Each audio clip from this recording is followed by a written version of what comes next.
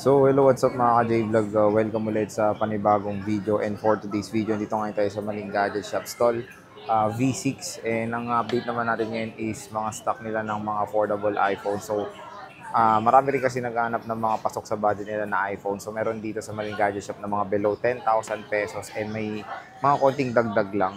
So, check natin yung mga available units, iPhones to, stall V6. Let's go. So, ito yung shop ni Ate Malin, Malin Gadget Shop, stall V6 sila.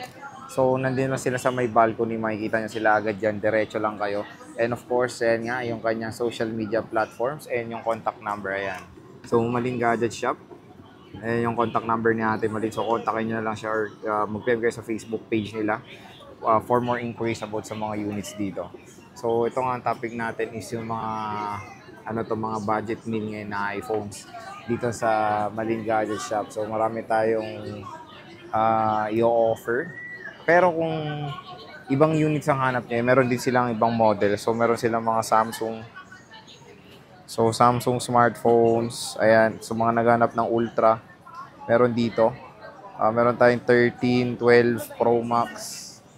Ayan, available lahat ng units. PM lang kayo sa kanilang Facebook page, Malin Gadget Shop. Stall V6 po sila ngayong August 2024. So, check natin yung available units. Pag wala pala si Ate Malin na yan, hanapin nyo si Boss Marie. Si Ate Marie ang hanapin nyo.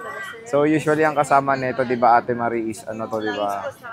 Case tempered, tsaka charger. Ayan. So, ganito muna POV natin. Okay, so simulan na natin. Okay natin.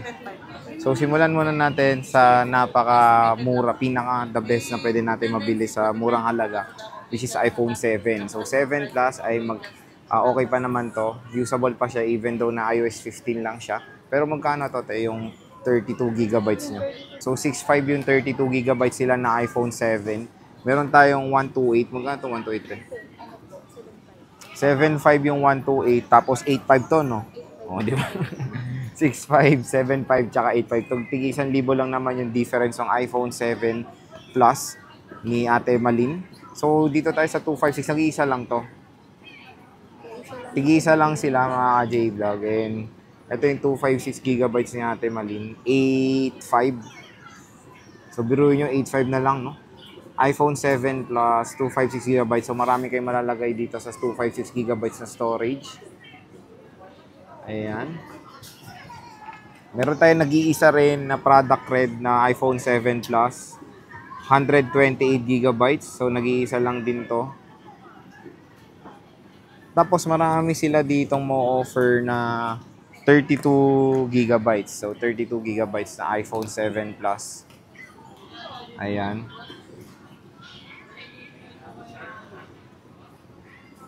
Available dito sa Malin Gadgets.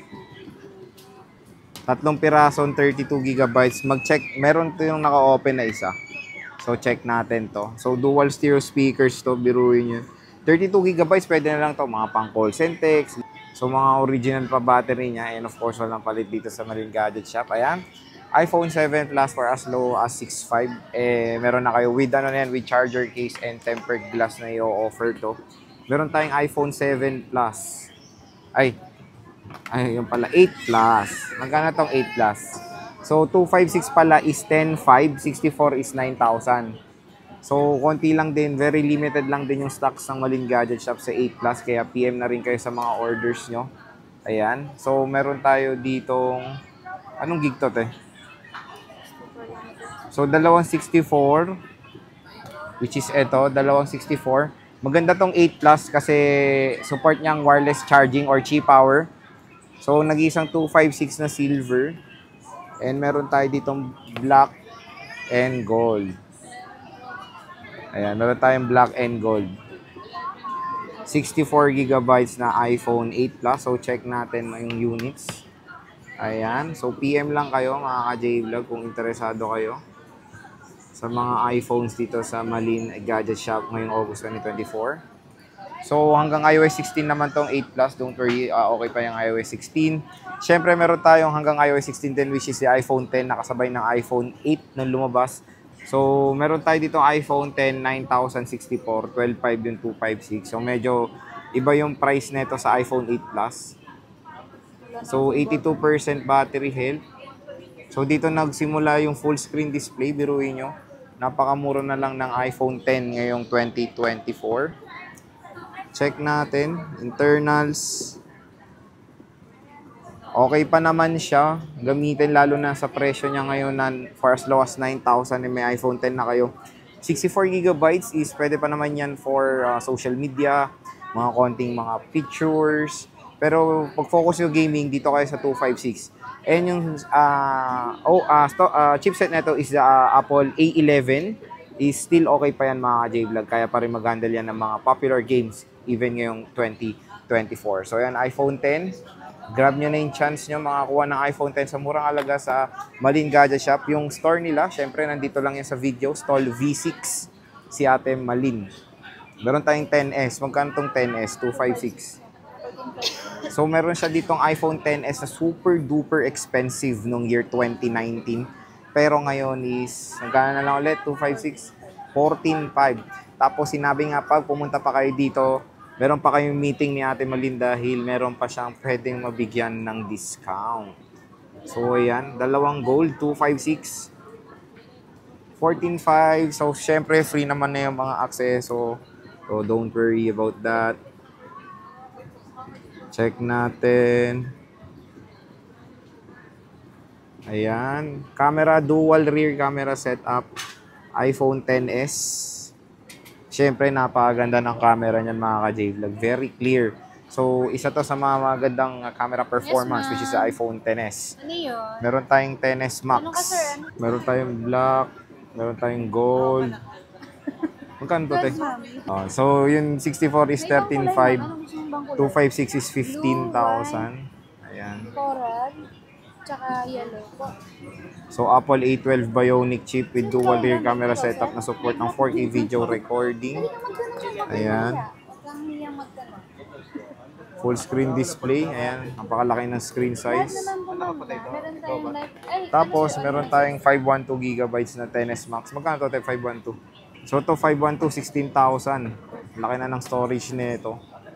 So, murang-mura na lang ang 512GB dito sa Malin Gadgets. Lahat na kulay meron tayo. iPhone 10s Max, 512GB. Wala na pang brand. Ayan, check natin. 512GB.